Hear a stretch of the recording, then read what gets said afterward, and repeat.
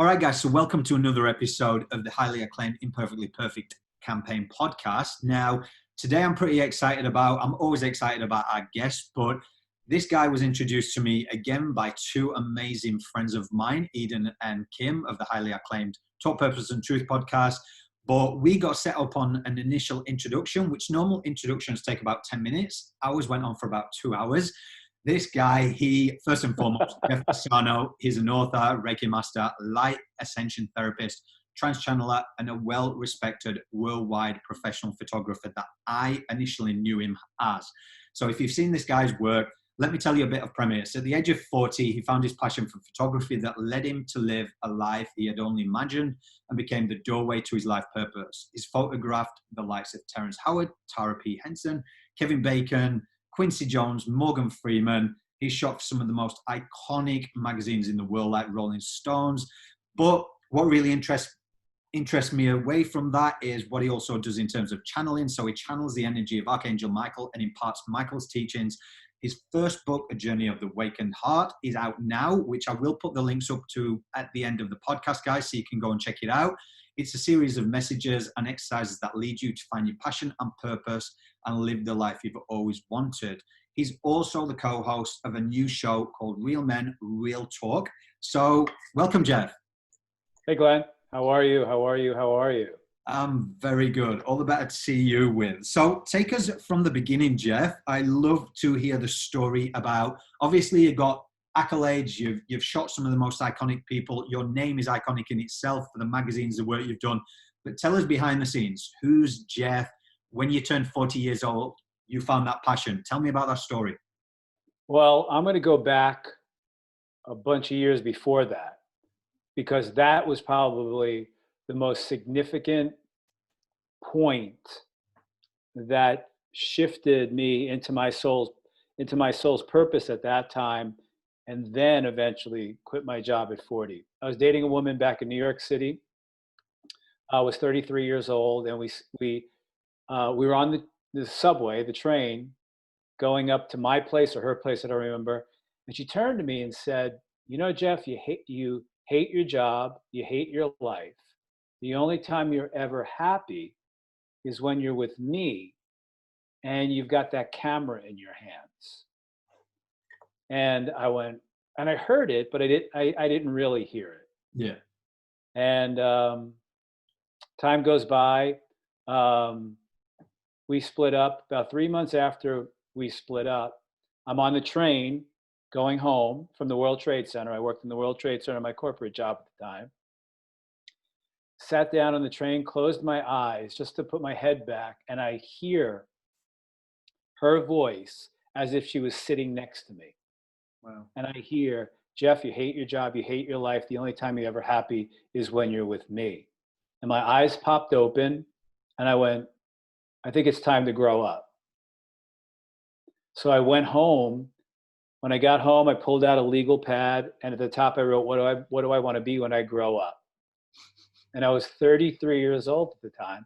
So I made a long list of all of these things that I could do in the business that I was in, everything that was possibly to start to shift and change my life and essentially really grow up. And photography was on that list. A couple hours go by, I'm continuing the list, I get something to eat, I come back, and I remember it distinctly. It was around 11 p.m. at night. I looked down at the list, and photography came off the page in 3D and hit me in my solar plexus, and I knew it. I knew it right then. The next morning, I went into work.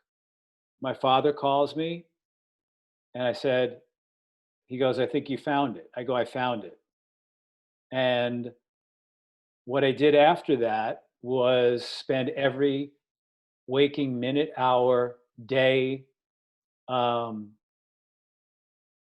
studying this craft, perfecting this craft, built a darkroom in my kitchen, because at that time in 1993, there was no digital cameras, bought lights, and every waking minute that I had, other than that 9 to 5 job and going to the gym for an hour, was spent on doing this, creating this new life for myself. And I did that. Got jobs during that. It was about a 4-year period where I built a portfolio, Wow. where I built started to build what I needed to build, so I would know when I quit my job, I was set. So I made a plan. I had a plan in doing all of that, photographing every single day. I would have friends come over, put up a background in my living room, get my lights, photograph them. I used to have photo parties, but I did nothing else but really eat, sleep, and drink it, and then and built it. And then I started getting jobs, and a couple of big jobs. And so I made a plan on how to do that, and then I made a plan financially. And the plan so I made the plan financially to have X amount of dollars in the bank when I, left my job. But I didn't even know what that amount was. Yeah. So about it just was going and going and going. And then right before I turned 40, it popped in. Today's the day, and it was December 31st, 1998 was my last day of that life. So my plan was to not so much create a life, go and do photography. It was about creating a whole new life for myself. Not the corporate world, not the 9 to 5 world, because I was miserable. So what really happened when I really looked at this years, later, was I wasn't living really in sync or in accordance with my divine plan, my soul's divine plan inside of me. And that's one of the reasons why I was so angry. I mean, I was just, this is not what I'm supposed to be doing. And then right before I turned 40, I quit my job and created this whole brand new life for myself. So that's pretty much what happened. And that's amazing, because I think these days there's far too many people, they overplay things in their head and think they have to have it figured out. So I love the fact that you went back to your inner child and you wrote that at the top of the pad, like, what do I want to be at 33 years old when I grow up? Because we tend to go in this cycle of overthinking and I can't do that, or what, and just simplifying things like that. And that's obviously took you on a whole trajectory to this career that you could have only imagined. But I suppose when it comes to the campaign, what I'm trying to do as well is, so we know we know you as Jeff Fasano, this worldwide renowned photographer who's shot some of the most iconic publications and people, but behind the scenes, people don't see the work that goes into that as well, do they? Right. So I suppose unveiling the mask, what I want to show with the campaign is it is hard work. And when we pertain and we see people like yourself and think, oh, I can't do that because this person, oh, they've got it all. They can't struggle. They can't. So I suppose, what has your story been behind the scenes when navigating through the noise and realizing that at times we do go through our own struggles as well? Well, it's like I said, here's the most important thing for any artist is, and my mentor and teacher back in New York City, Mario Cabrera, said this to me. He said, if you're going to choose to do this for your life, you have to, like I said, eat, breathe, sleep, and drink it 24/7. But you're not looking at it that way because it's such a passion and you love it so much inside of you. It's like James Earl Jones said to me once. He said, what the hell else would I be doing with my life? Yeah. So that's what you, that's to be honest with you, that's what you do. Any artist, any actor, anybody who has risen to a place in their life, it's what they do. It's in us. It's in our soul. That's why I said it's in our soul, and it breathes in us.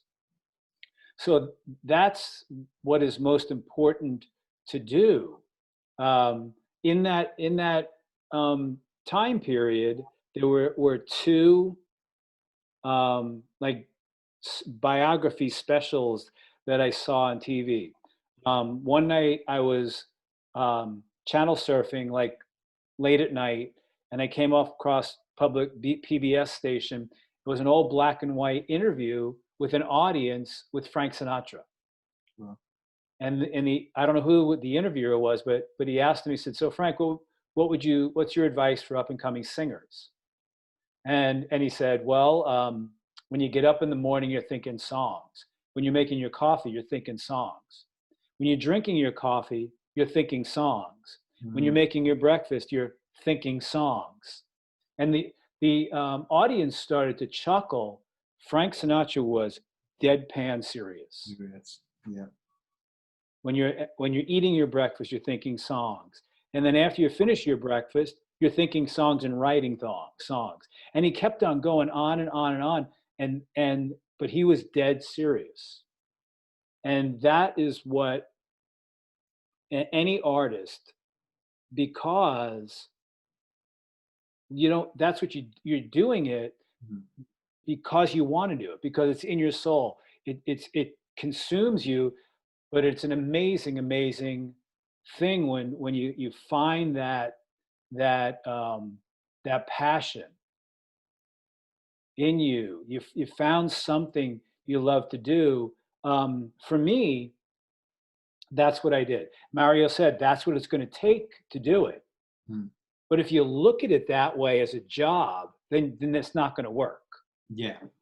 Because you love it so much, there's a drive in you that is just a passion, because you're connecting to a place of deep love of something that is a vehicle for you to express yourself to the world. And that's what you do. And you go out and do it. When I quit my job and left that life, people asked me, "So were you frightened?" And I said, "No, not once was I frightened at all to do that, because there's a knowing inside of me, that knowing that I have connected to a part of my soul's divine plan, that this is simply just the next step." Now, I wasn't doing that work at the time, but I just knew it. I said, "I'll never work again." I've I've worked my entire life. I worked through college. I worked through high school. I worked 18 years, 9 to 5, every day. That's not going to happen again. And it wasn't from me from an ego point of view. It was just that knowing.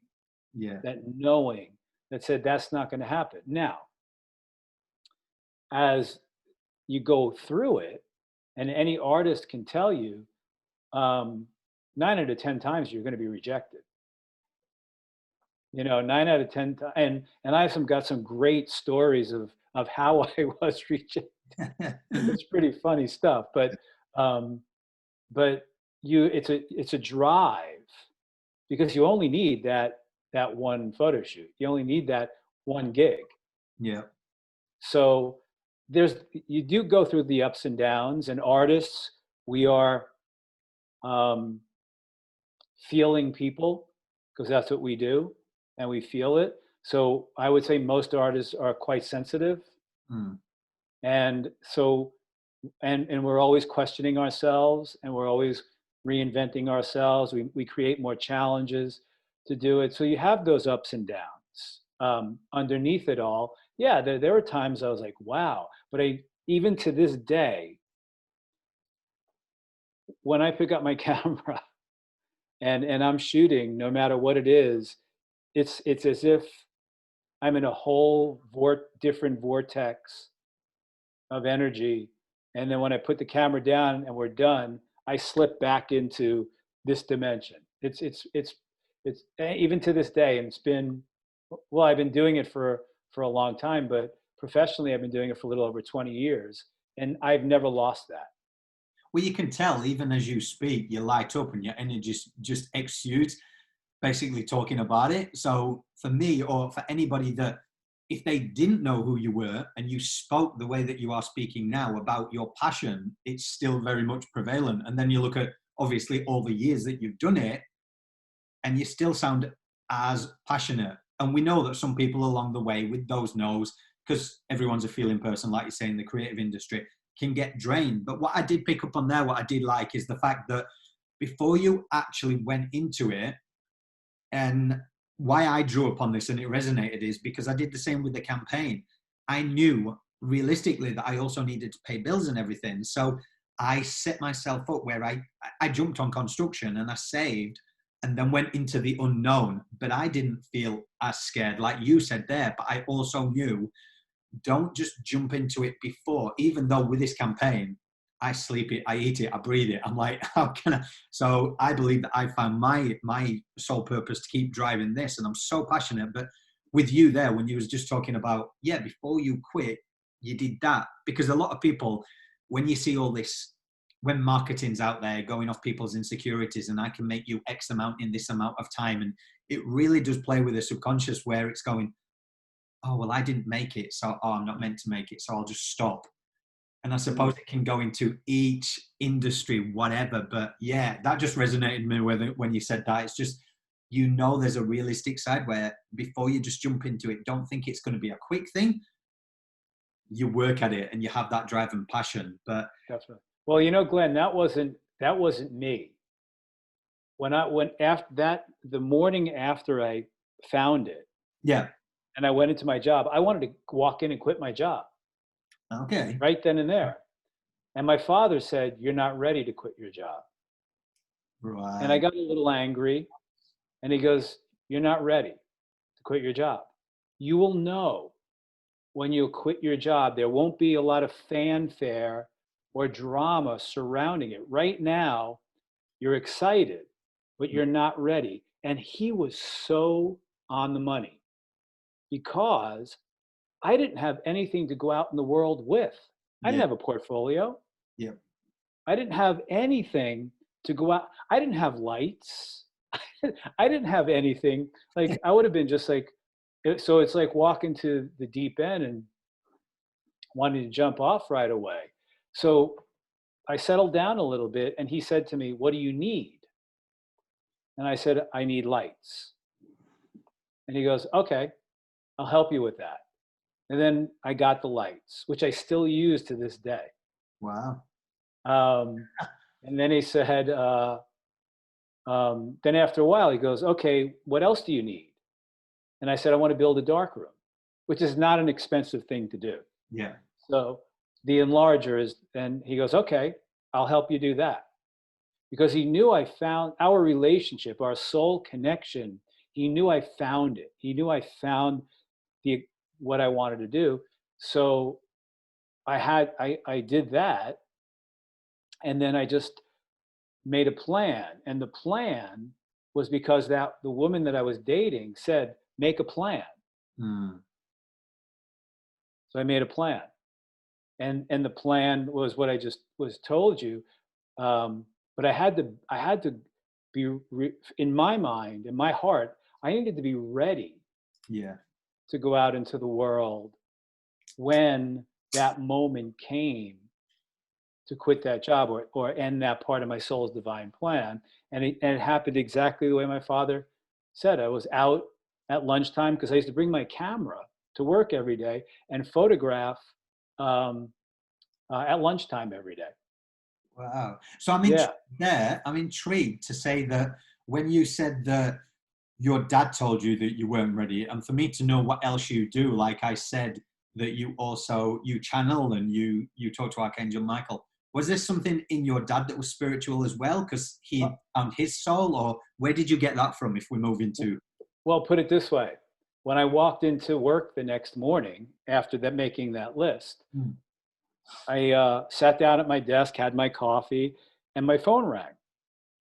And it was my father who said, "So you found it." That was the soul connection that he knew, Yeah. he felt it, and called me.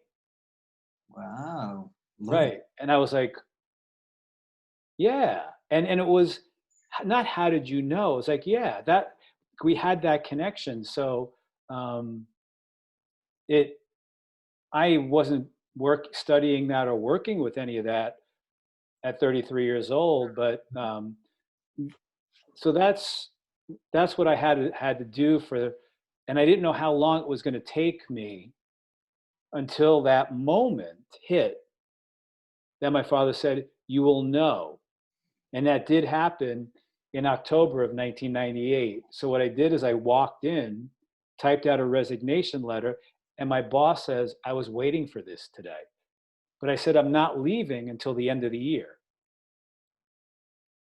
So I hung on for another like 2.5 months Mm. and then left at the end of the year.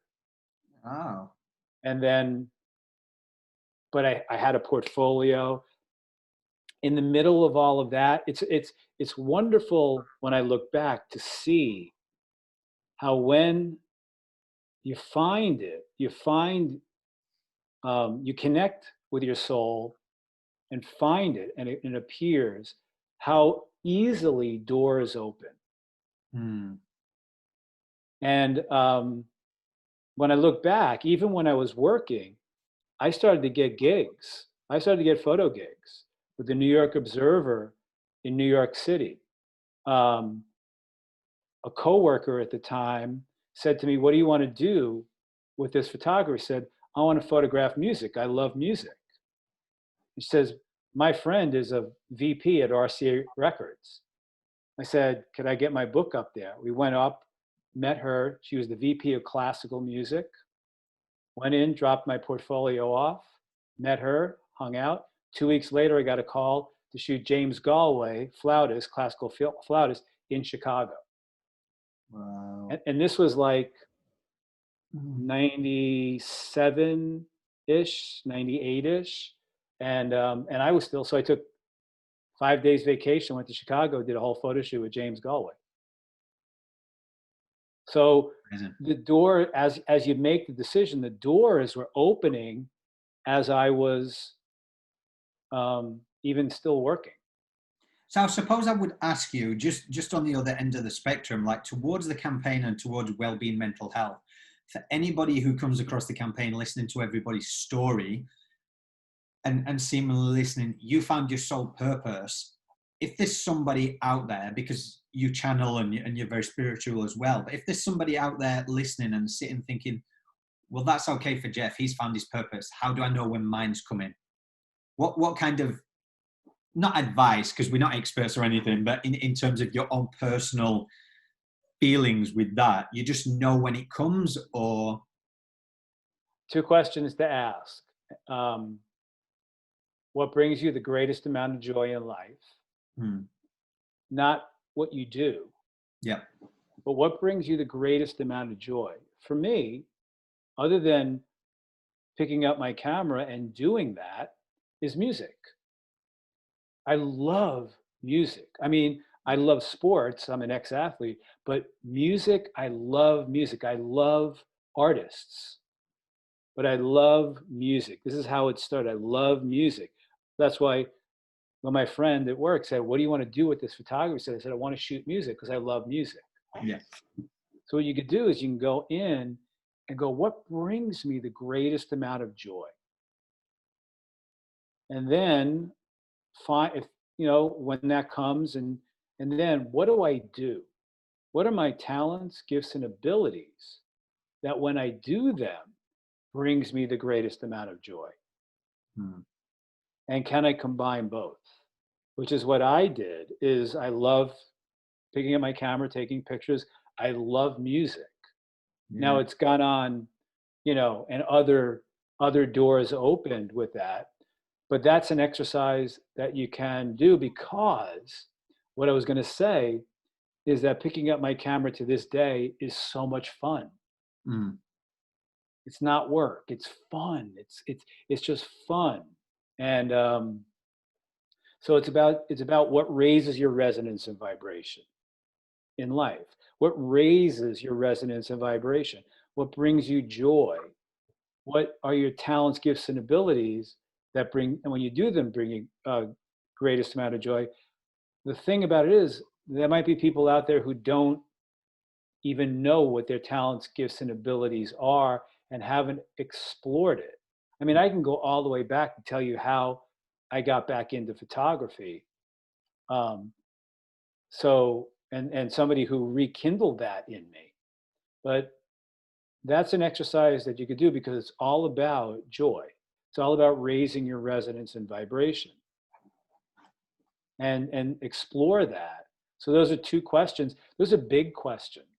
Yeah, they're huge questions. And one thing that really I want to draw upon, because I think it's amazing what you're doing, is you've collectively come together with 3 other guys. And one of the things I want to draw awareness to is a lot of men's mental health, because men don't talk about it. So your new show is Real Men, Real Talk. Tell us about that, because I think it's amazing what you're doing with it. It's 5 guys who we got together. We didn't have an intention to do a show, but Jay Rothman, Evis Heath, Josh Richer, Charles Maddox, and myself, and Jay had a platform called Real Men, Real Talk.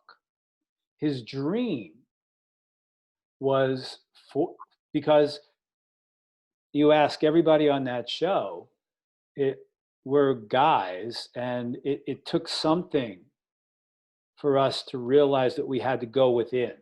Mm. And Jay did it, I did it, Evis did it, Josh did it, and Charles is in the process of doing it.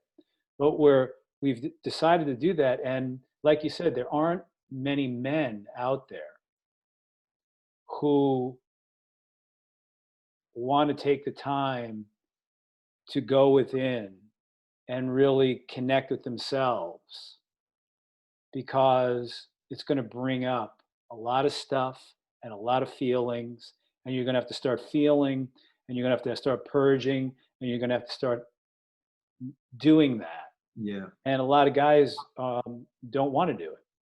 So it's been a dream. When I do my groups and channeling Michael, my dream was always to have a group of men, a room full of men to do it. There's so many women who just will do it. Mm. And there are some guys who will do it. So that's been Jay's dream, because he's done it. So we got on, he did a show with Evis, Josh, and me.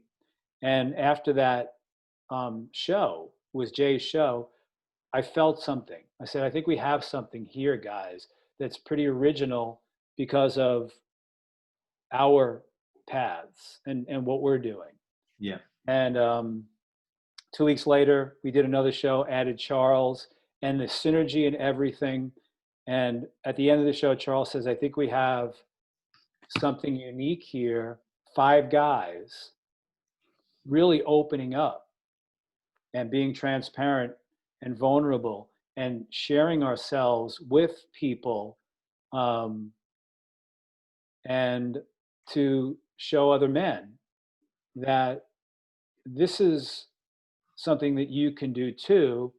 Instead of, when feelings start to come up, you hit the corner bar and have a couple of shots of Jameson's. Yeah. Yeah. You know, which we've all done. Yeah.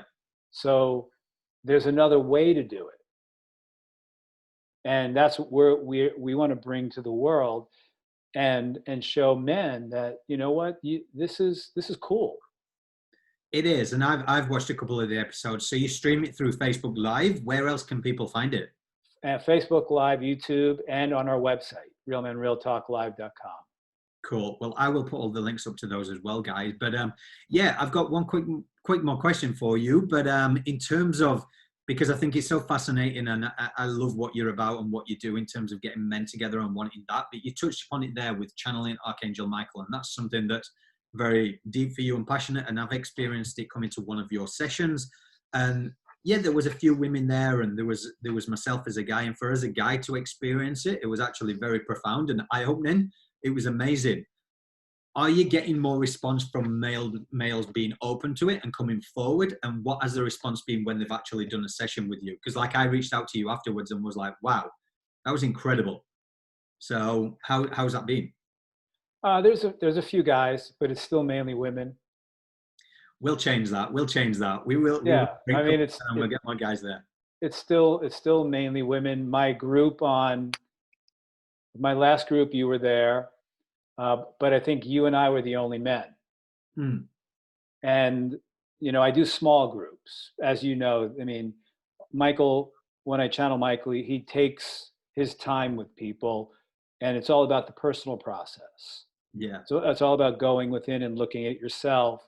And he takes you on a little journey within, and he could take 15 to 20 minutes with each person doing it, which is why my groups are small. Um, it's still mainly women, like on Real Men Real Talk. Yep. Our our main audience is women, Yeah. and which your audience is your audience, and eventually, um, but that's it's I think it's going to take what you're doing and talking about it and showing the way, um, that I think it will trickle in. Yeah.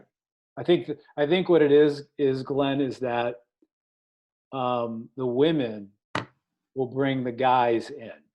I was just going to say that I feel that's the way, because like we were saying with the photography or whatever it may be in life, it takes one person. And if you're educating a certain person who happens to talk to their sibling, their husband, their whoever, and then it'll bring them in. I mean, I've been shouting it from the rooftops to several of my male friends, going, you need to book in with Jeff and just actually see what this is about. So what I will do is, so people can find out for themselves, I'll put all the links up, but where can people find out more information about you, Jeff, in regards to not just your photography, but your channeling and everything that you do there, so we can get people to really go in, hone in and find out, because you also do recordings as well, so people can see what you're about and what it's all about before straight in there.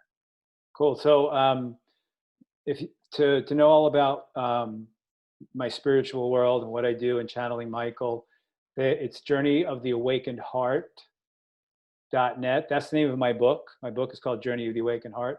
So the website is journeyoftheawakenedheart.net.